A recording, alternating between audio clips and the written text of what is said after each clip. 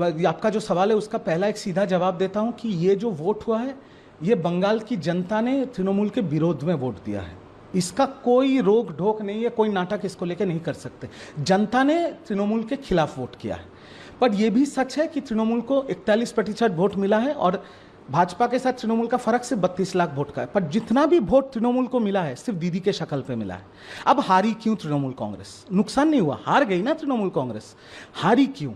3 प्रधान कारण। Number 1 IUPAC. Number 1 IUPAC पिछले 6 महीने ये पार्टी को आईपैक चला रहा है। बच्चे बच्चे लड़के दूसरे दूसरे राज्य के वो सांसदों को, विधायकों को, हम लोगों को सिखा रहे हैं कि क्या करना है, क्या बोलना है। वो हमें मैसेज भेज रहे हैं कि शुभेंदु अधिकारी को ऐसे गाली दो, उनके पापा का नाम लेके गाली गुप्ता करो। आईपैक के लोग। मेरा व्यक्तिगत आपको कहानी बता रहा हूं। प्रतीक जैन से मैं मिला, मेरा टिकट कंफर्म हो गया था डेबरा, पश्चिम मेदिनीपुर। गोदरेज वाटर साइड में उनका ऑफिस है। उनके ऑफिस से मैं निकला, उनके ऑफिस के बाहर ही दूसरा एक अर्जुन बोल के कोई व्यक्ति है, उसका ऑफिस है। वो शायद मेरे पे डिफेमेशन केस भी कर सकता है क्योंकि कोई प्रमाण नहीं है। उसने मेरे को बोला टिकट चाहिए तो 50 लाख देना पड़ेगा। मैंने पार्टी को भी नहीं बोला, डर के वजह से, क्योंकि इतने आईपैक ही तो चला रहा है सब, किसको बोलूं? क्योंकि तब एक लड़का जो पढ़ा लिखा लड़का है, जो विदेश से डिग्री करके आया है, जो कोई राजनीतिक परिवार का लड़का नहीं है। मेरे माँ बाप तो कोई पॉलिटिशियन नहीं, MP MLA नहीं है कि हमको ऐसे ही मिल जाएगा विरासत में टिकट। मेहनत करके इस जगह तक पहुंचा था। मैं घर पे आके मेरी माँ को, मेरी बीवी को बोला ये बात, उन्होंने अपना जेवर मेरे हाथ पे रख दिया। मैं सोचा उसको बेच के टिकट लूंगा। माँ काली ने बचा लिया। अगला दिन मेरे को लगा ये गलत हो रहा है, मैंने उनको जेवर वापस कर दिया, नहीं तो घर पे क्या मुंह दिखाता। नहीं दे पाया पैसा। मेरे को प्रतीक जैन जी ने फिर बुलाया, बोल के, प्रतीक जैन ने कभी पैसा नहीं मांगा, झूठ नहीं बोलूंगा। उन्होंने बोला कि अभी प्रोटोकॉल फॉलो करना है। और मैं आपको तथ्य देके बोल रहा हूँ, उस टाइम घाटाल सांगठनिक जिला पश्चिम मेदिनीपुर डेबरा जिसके अंडर पड़ता है, उसका प्रेसिडेंट श्री अजीत माइती, जो मल्टीपल टाइम MLA रहे, उन्होंने अपने लेटर हेड में डेबरा में मेरा नाम, सिर्फ एक नाम, 2-3 भी नहीं, एक नाम, उन्होंने खुद दीदी के हाथ में 99 में जाके दिया। वो लेटर हेड का फोटो उन्होंने व्हाट्सएप में श्री अभिषेक बैनर्जी और श्री प्रतीक जैन को भेजा। और उसके बाद मैंने पैसे, क्योंकि मेरे पास पैसे तो है नहीं, मैं विधायक और सांसद तो हूं नहीं कि बहुत कमा के बैठा हूं। तो 17 मार्च को जब कैंडिडेट लिस्ट निकला, मैं देखा किसी और का नाम निकल गया। अब उन्होंने कुछ दिया है नहीं दिया वो मुझे नहीं पता। तो आईपैक जो ये कर रहा था, क्या ममता बनर्जी को पता नहीं था कि उनके पीठ पीछे ये सब? मैं इस एक टॉपिक पे सिर्फ मैं बोलूंगा कि दीदी और अभिषेक जी को इसका जिम्मेदारी लेना पड़ेगा कि कैसे आप दोनों के रहते हुए एक बाहर की संस्था पूरा एक पार्टी को कैप्चर कर लिया। जब प्रतीक जैन के घर पे रेड हुआ, दीदी दौड़ के गई अपना डेटा लेने के लिए कि मेरा पार्टी का डेटा। आज दीदी के नाम पे सुप्रीम कोर्ट पे ED का केस चल रहा है। केस का कुछ इधर उधर हो गया तो दीदी को जेल भी हो सकता है। आपको लगता है कि सुन लीजिए। और उसके बाद जब दूसरे फेज का वोट खत्म हुआ, अगले दिन सुबह आईपैक के डायरेक्टर विनेश चंडेल को बेल मिल गया। कभी सुना है भारत के इतिहास में कि लोअर कोर्ट से PMLA एक्ट में बेल मिल गया और ED ने अपोज भी नहीं किया? तो इसका क्या मतलब है? इसका मतलब है दीदी को केस खिलाया और उसके बाद दीदी निकल जाने के बाद डेटा ऐसे ही तुमने दे दिया। आज प्रतीक जैन कहां है? भाग गया। तो वो तो भागा हुआ है, उसका क्या नुकसान हुआ? वो तो तृणमूल से भी पैसा कमाया, कॉन्ट्रैक्ट में था, मार्केट से भी पैसा उठाया। कैसे पैसा उठाता था आईपैक? पकड़ लीजिए, एक विधानसभा है, वहां पर 4 उम्मीदवार है विधायक का, जिसका कोई चांस नहीं है उससे भी पैसा लो, और जिसका कंफर्म है उसी को मिलेगा, उससे डबल पैसा लो। तो सबका मिला के तो आ गया। और आईपैक को तो आप चैलेंज नहीं कर सकेंगे, वही तो पार्टी चला रहा है। समझ रहे हैं? ऐसे तरीके से दीदी को अंधेरे में रख के, पता नहीं अभिषेक दा को क्यों ये पता नहीं चला, ये पार्टी को खत्म कर दिया। ये पॉइंट नंबर 1 है। यह है पॉइंट नंबर 1। और दूसरा चीज मैं ANI को बोलूंगा, आप लोग पत्रकार हैं, आईपैक के जो लड़के जो आईपैक में नौकरी करते थे और एक एक जिला के प्रभारी थे, उनका आप इंटरव्यू कीजिए। वो लोग मेरे को फोन करके बोल रहे हैं ED रेड के बाद दादा एक एक विधानसभा में हमने आईपैक के प्रतीक जैन या ऐसे जो लोग थे, उनके कारण ये पार्टी क्यों खत्म हो गई है?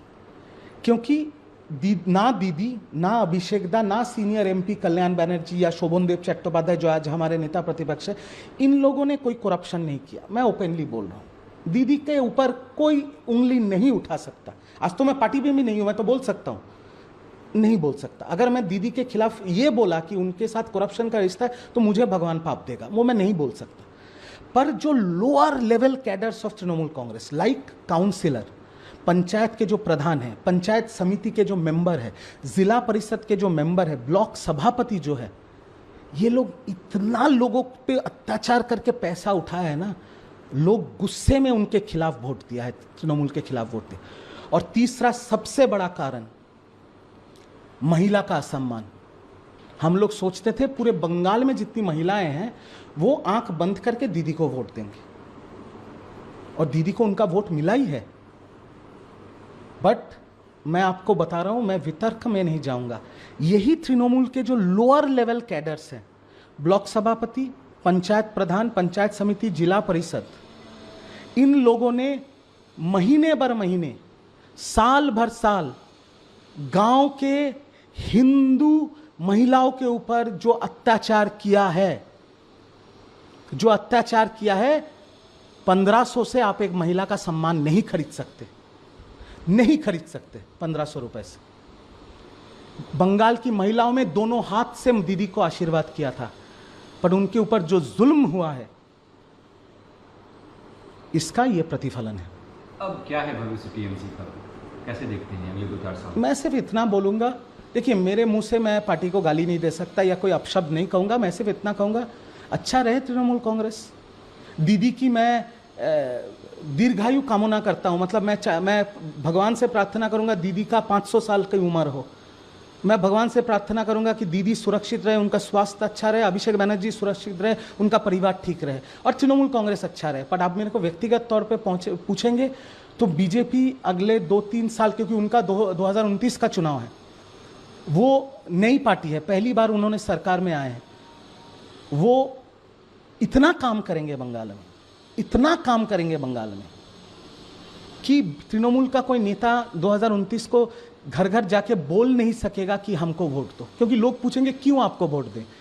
जो सरकार सत्ते में वो तो सारा काम कर रहा है, नौकरी दे रहा है, महिला सुरक्षा हो रहा है, ये वो सब कुछ, तो यही बात है। शुभेंदु दा कल शपथ लिए, आपके संबंध उनसे कैसे हैं और कैसे देखते हैं? शुभेंदु दा मुख्यमंत्री हैं, पहले बीजेपी के मुख्यमंत्री हैं। देखिए मैं एक चीज क्लियरली बताना चाहता हूं आपको, देश के इतिहास में, भारतवर्ष के इतिहास में, देश स्वतंत्र होने के बाद अगर 10 ठो पॉलिटिशियन का लिस्ट बनेगा तो उसमें एक नाम ममता बनर्जी का रहेगा। और स्वतंत्र भारतवर्ष के इतिहास के अगर नेता प्रतिपक्ष का नाम लिखा जाएगा तो नंबर 1 ममता बनर्जी का होगा। पर शुभेंदु अधिकारी का सीवी, जो बायोडेटा होता है ना, हर इंसान का तो एक बायोडेटा होता है, तृणमूल में रहने के time multiple time member of parliament, multiple time cabinet minister, central cabinet minister, नेता पक्ष प्रतिपक्ष होने के बाद ममता बनर्जी को, मुख्यमंत्री को नंदीग्राम से हराया, और इस बार नंदीग्राम से भी हराया, भवानीपुर से भी हराया। तो उनका सीवी जो है ना वो और किसी का नहीं है। और जिस राज्य में 3-3 बार की मुख्यमंत्री ममता बनर्जी है, उनके बाद अगर इस राज्य में किसी का उस चेयर पे बैठने का हुनर या अधिकार है तो वो शुभेंदु अधिकारी है, और कोई नहीं है, कोई उनके आसपास भी नहीं है। जब वो टीएमसी में थे तब वो रेड रोड पे पीडब्ल्यू टेंट में बैठते थे, तब तो मैं प्रवक्ता भी नहीं था, एकदम रोड साइड कैडर था, मैं जमीन से उठा हूं आज यहाँ पर, मैं फ्लैग लगाता था। तब मैं जब उनके पास जाता था ना, वो इतने मोटे मोटे फिश फ्राई खिलाते थे मुझे, इतने मोटे मोटे। उसके बाद मैंने उनको अटैक किया, नंदीग्राम में खड़ा होकर उनको अटैक किया, क्योंकि मेरे को लॉलीपॉप दिखाया गया था टिकट का, और मेरे को बोला गया था कि करो, व्यक्तिगत आक्रमण करो। फिर भी मैंने नहीं किया है, बट जितना किया है प्रवक्ता के तौर पे किया है। इसलिए मैंने अपने वीडियो से भी उनको बोला कि वोट के दौरान, प्रचार के दौरान अगर आपको मैंने व्यक्तिगत कटाक्ष किया है तब मैं इस चीज को लेकर माफी मांगता हूं, और इसमें तो कोई गलत बात नहीं है। और मैं ये भी बोलूंगा, शुभेंदु अधिकारी मुख्यमंत्री बन के 2 दिन हुआ है, सिर्फ 2 दिन, बट इस 2 दिन के अंदर उन्होंने कम से कम 5000 तृणमूल कांग्रेस कर्मी का जान बचाया उन्होंने। पूछिए कैसे? मुख्यमंत्री शपथ लेने से पहले 6 तारीख को उनके पीए को गोली मार दी गई, एकदम सिनेमा स्टाइल में, जैसे हम लोग वेब सीरीज नहीं देखते मिर्जापुर वगैरह, सिनेमा स्टाइल में उनके पीए को गोली मार दी गई। अगर उस दिन हॉस्पिटल से निकल के शुभेंदु अधिकारी बोलता कि अभी बदला होगा बंगाल में, उस रात को 5000 तृणमूल कर्मी का खून हो जाता बंगाल में। शुभेंदु अधिकारी निकल के बोला कोई कानून अपने हाथ में नहीं लेगा, हम इस मैटर को देख रहे हैं, आप लोग शांति बना के रखिए। तो शुभेंदु अधिकारी मुख्यमंत्री बन के बंगाल के लिए कुछ किया है या नहीं किया है? कम से कम 5000 तृणमूल कांग्रेस कर्मी का जान बचा लिया, और उसके लिए मैं उनको सैल्यूट करता हूँ। आगे एक बंगाली के तौर पे, बंगाल जिसकी जन्मभूमि है, बंगाल जिसकी कर्मभूमि है, बंगाल की जनता ने बहुत आस लेके, बहुत बड़ा दिल लेके उनको वोट दिया है, उनको जिताया है। अब हम भी नज़र रखेंगे कि वो अपनी वादा को निभाते हैं कि नहीं, वो हिंसा को बंगाल में रोकते हैं कि नहीं, वो औरतों की सुरक्षा देते हैं कि नहीं, वो गुंडों को जेल में डालते हैं कि नहीं। अगर वो नहीं करेंगे तो मैं तो अभी तृणमूल में नहीं हूं, बट एक बंगाली होने के नाते मैं वो प्रश्न भी उनसे करूंगा, क्योंकि आज वो बीजेपी के नेता नहीं है, वो बंगाल के मुख्यमंत्री है, मेरे भी मुख्यमंत्री हैं, आपके भी मुख्यमंत्री हैं।